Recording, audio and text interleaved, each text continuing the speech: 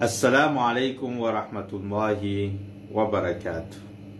Ripino hajaina. Tuntusa umali ni fankalazantsika ni fetini Eid al-Fitr na ni fetini fisakafoanana tamin'ny titona 2024 ity.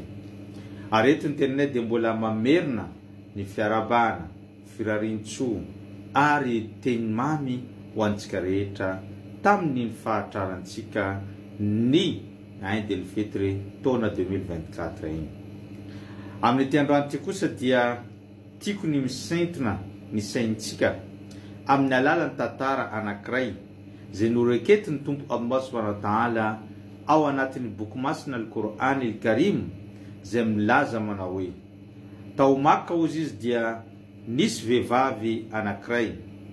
Io vehivavy io dia tsy natory andro aman'alina tamin'ny fanamboarana petakofehy tsara tare anankiray. Rehefa vitany tsara izany petakofehy izany dia noetiny na antony teo an-tokotany. Ka izay olona rehetra nandalo sy ny olona manodidina dia nidera, nankaty ary tena afapo tamin'iny petakofehy izay nataon'iny. Saingy tampotampoka teo dia nalainy izany vehivavy zany ilay petakofehy izay tsara rindra, izay vita tsara, dia ndrovidrovitiny ny dorany tamin'izay fotoana zay.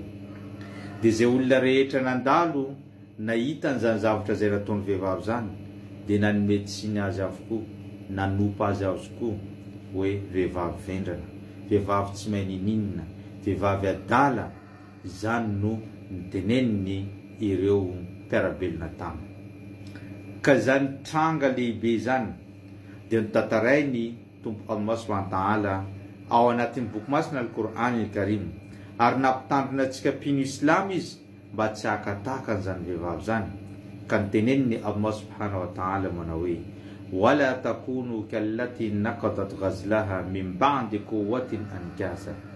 Ianareo izy dia aza manao tahaka ny vehivavy anankiray izay nandrovidrovitra ny petakofeny taoriany nanamboarany azy tsara, taoriany namatorany azy tsara, taoriany nanaovany azy ho mendrika sy ho tiany olona, dia nindrovidrovitiny sy nodorany zany petakofehy zany. Inona ny tiany Tompo Allah tenenina amin'izany? Tiany Tompo Allah tenenina amin'izany dia antsika mpino Silamo. Izany hoe nandritry ny volana Ramadan tsy natory andro aman'alina antsika tamin'ny alalan'ny fanompona maro samihafa.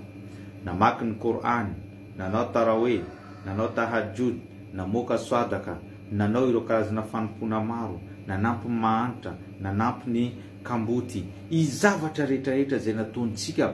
Izany hoe ny olona manodidina antsika mitazana dia niderantsika avokoa, ary ny manodidina mitazana dia niteny ireo mpino Islamo ane dia tena manompo an'izany tompon'izy ireo zany, ary vontom-pinoana, ary vonona ny ampandroso ny finoan'izy ireo amin'ny alalan'ny fanompona izay nataony.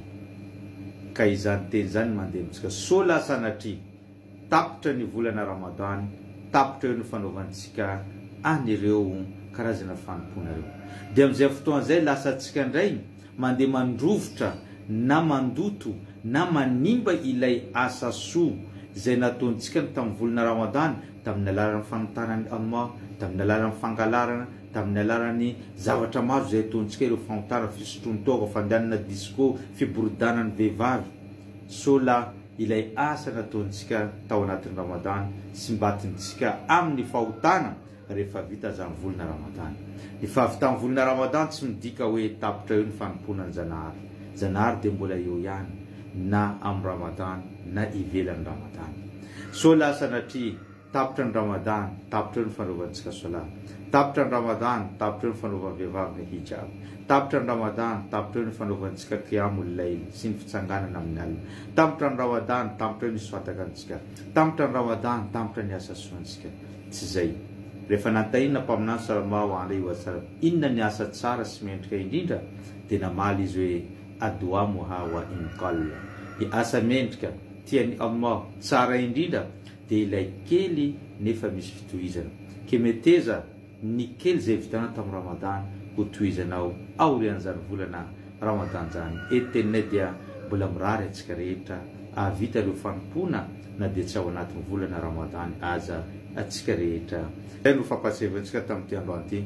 Abonneo, partageo fa mbola maro ny zavatra tiantsika ho resana sy fampatsiavana mandala eto insha Allah. Wassalamu alaikum wa rahmatullahi wa barakatuh.